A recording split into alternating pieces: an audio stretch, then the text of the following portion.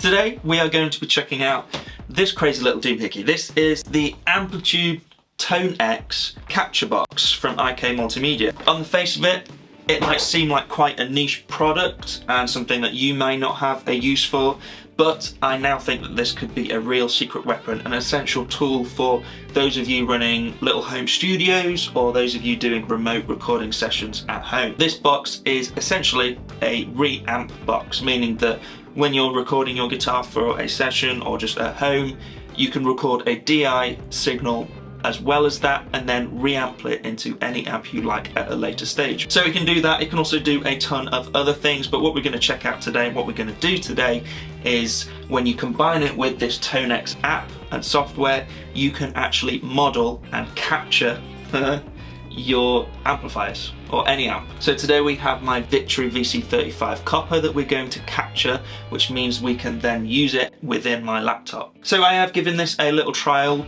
rundown. This is the app here that you can see. This is the model that I did earlier. I did a clean tone from this. We're going to do a little dirtier tone today, have a bit more fun with it. And the process is relatively simple. There's clearly a lot going on, and you have to make quite a few connections between your audio interface, the captor, and your amp. Now the app software does a good job of walking you through all that and telling you what connections to make, but there's still a bit of a learning curve, I would say, to get this set up right. We will plug in power for the TONEX. So you get a little light here, which also tells us when we're clipping. Let's move over to the app. Here is sort of the main player part of the app where we can go through a load of IK Multimedia's own amp profiles, our own amp profiles as well, and also ToneNet, which is basically anyone else's user profiles that they upload. So essentially you've got access to any amp in the world if they have been profiled. So let's move over to the Modeler tab and we'll get started with modeling this amp. We're going to do a guitar today, obviously. We can do bass as well. Now, here we can select our tone model type, and I guess most of you will be doing amp and cab, which is where you mic up your cabinet, you send that mic'd up signal into your audio interface, and that's the kind of sound that you're modeling. I, however, have reasonably moody neighbours and they wouldn't appreciate me sending a frequency spectrum sweep at full volume through my amp cab, so we're not going to be doing that today. We're not going to be miking up a cab, but you can do that. You can also do the same thing with a drive pedal or an EQ pedal, or I think a fuzz pedal as well, into the front end of your amp. If you wanted to record a pedal tone, you can also do a pedal on its own, which is really cool. I'll have to check that out sometime. Today we're just going to be doing the amp on its own. That does mean that we have to either send the signal from the reamp box into a load box or a cabinet as well, because the TONEX capture is not a load box. If you just plug your amp into the TONEX, then you're most likely going to damage your amp. So today we are running into my load box as well, so we can keep things quiet while we're doing this profile. Does make things a little harder when we're actually monitoring and getting the sound right, but it seemed to work fine before for me. And then you can also do the same thing, run a pedal into the front end of your amp. Let's select the amp. Next up, it's given us a diagram of the connections we need to make. Out of my audio interface, I'm using a monitor output to send into the reamp box. So we'll take that cable and that goes into the line input of the capture. And then out of the capture, we need to go into the amp, which is going to be this little cable. And that one's on the back to amp. That's going to reach, just going to reach. And then out of the 16 ohm cab output of the amp, which is this cable here, I'm going to go into from amp on the front, and also make sure select this little switch here we have as power out, not line out. And then, as I said earlier, we also need to give the amp a load. So from the cabinet out on the back, I'm going into my load box. And then finally, we need to actually go from the capture back into the audio interface, which is going to be an XLR out of the line out on the back of the capture. So as you can see, just to get that hooked up, there's a lot of cables going on. And finally, we have cable going into the front of my audio interface for a guitar. Okay, so we have all the connections set up, including my guitar and headphones, which we'll need. Next page is to check the input level of the guitar, which I need to do on my audio interface. Next, we need to do the same for the send level, which I'm using from the monitor out of my audio interface to make sure the amp is working as it should. So we'll turn the amp on at this point. as well as my load box. At this point you may also need to adjust the ground lifts as well.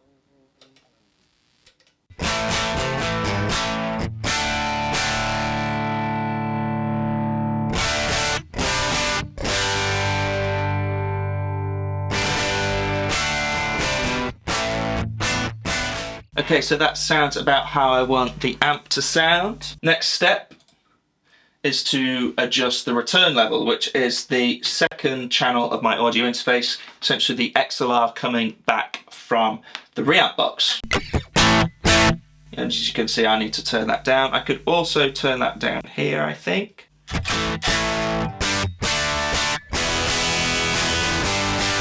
Okay, so everything is looking like it's working as it should, believe it or not. Okay, and at this point is where we actually capture the tone of the amp. So it will send an audio file, as I said, some white noise, a frequency sweep, and also some guitar recordings through the amp. This takes about 5 minutes, I think. And if we just click capture, it'll start doing it. Yeah. So I'll fast forward this little bit.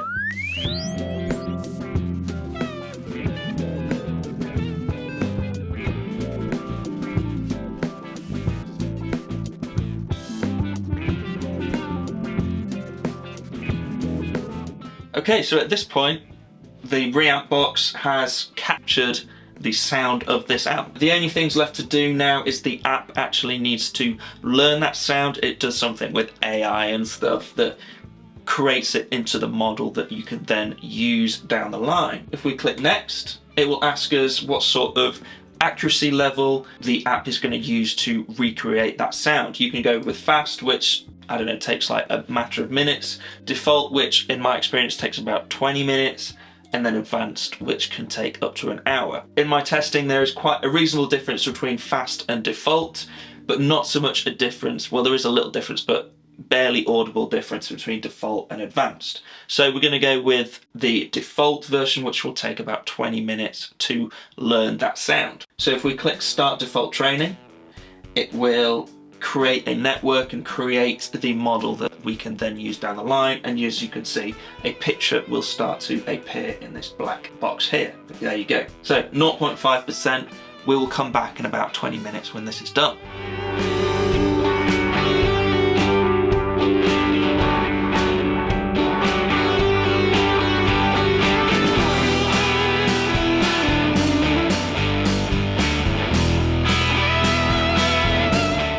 Okay, so the model training, it says, didn't actually take as long as I thought it would. Probably took about 10-15 minutes to do that. Your mileage may vary depending on, I guess, maybe your computer. So, technically, it's all done now. And it's just going to go reviewing our connections. At this point, we can also review the model that we've made. However, I'm going to skip over this just because we didn't model it with a cab. So we'd be hearing it without a cab, without an IR.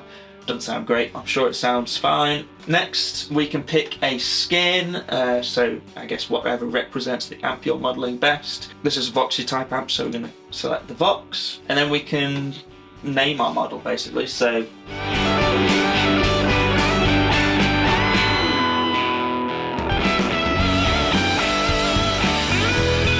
save and go to player. Okay, so at this point we have our model. Okay, so we're now in Logic. I've opened up TONEX within Logic as a plugin so we can record and check out this model that we just made of the Victory VC35. Currently we don't have an IR loaded in with this, so it sounds pretty gross. Which is one of the benefits of just capturing your amp head or amp section of your combo, for example, because then we can go into TONEX's huge library of cabs. We can also load in our own custom IRs, which I'll probably do at a later date. But for now, let's just load up an AC30 type of cab. There's an A clean 30, that sounds about right. Bearing in mind the amp is completely off, we're not even plugged into it now. We are just going straight into my audio interface and into TONEX.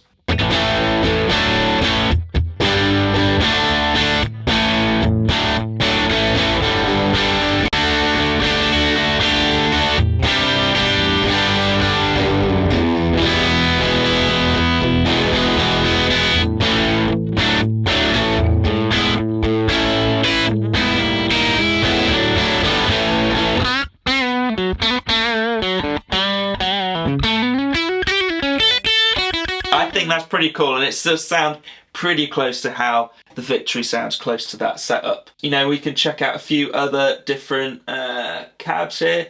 AC on 4 legs, so that's going to be Victory Voxy as well. Yeah.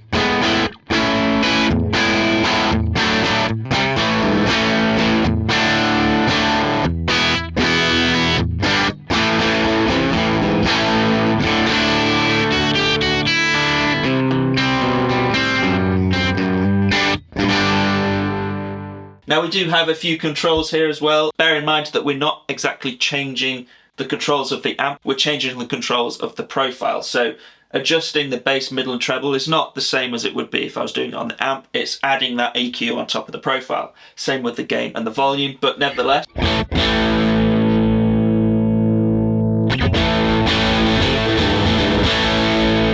It's definitely got that sizzle of a real Vox amp. I might actually just tame that a smidgen. Let's bring down the treble.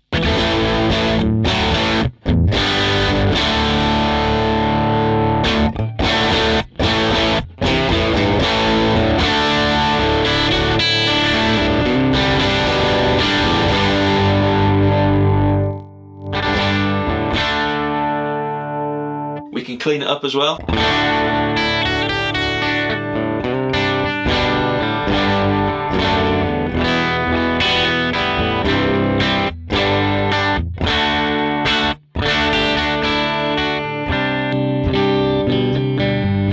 That's a really nice clean sound.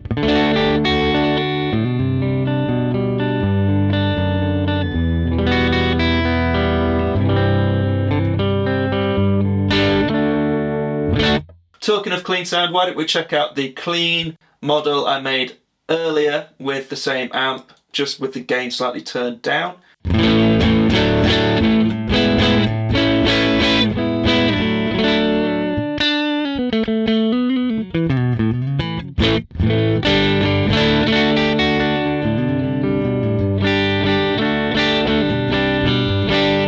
That is so close to how this VC35 actually sounds. It's quite incredible. We also have some controls over some pre and post EQ and stuff. We have a noise gate, we can add a compressor afterwards and a reverb. Should we have a mess around with some reverb?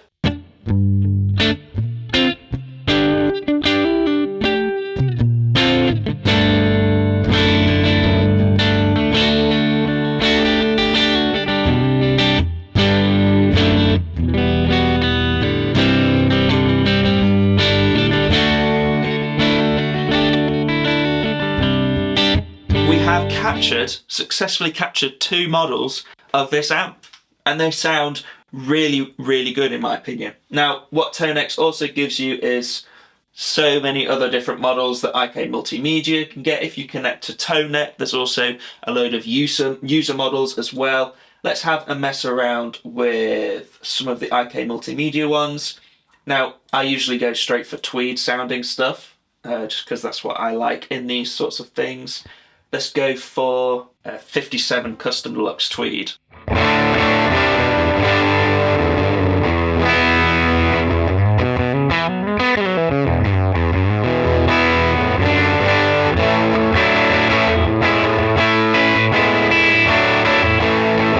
So if we go into the tone model info, we can see that this amp was mic'd up with a U87 into a Neve 1073 console, outboard gear, and that sounds great as well. It's got all the character and bite and sizzle of an actual Tweed Deluxe. Now here we have an overdrive special. I guess we're going to get some Dumble tone.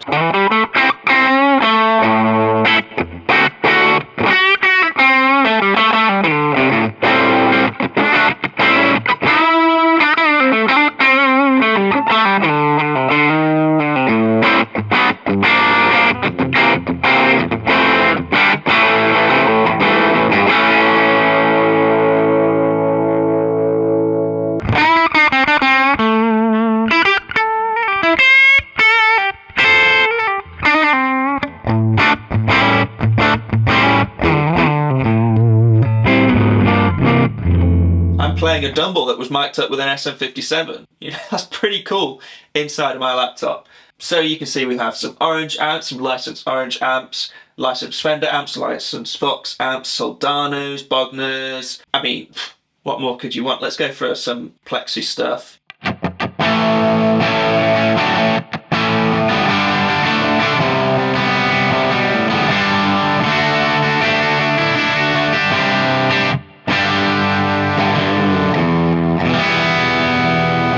So the amp itself and some of these packages, you don't actually need the capture, but if you wanted to start making your own models of your own amps, then that's when you would start to need the TONEX capture box. But if you just want to get the amp itself and have access to some of these, they do a load of different packages and you can buy extras and things like that.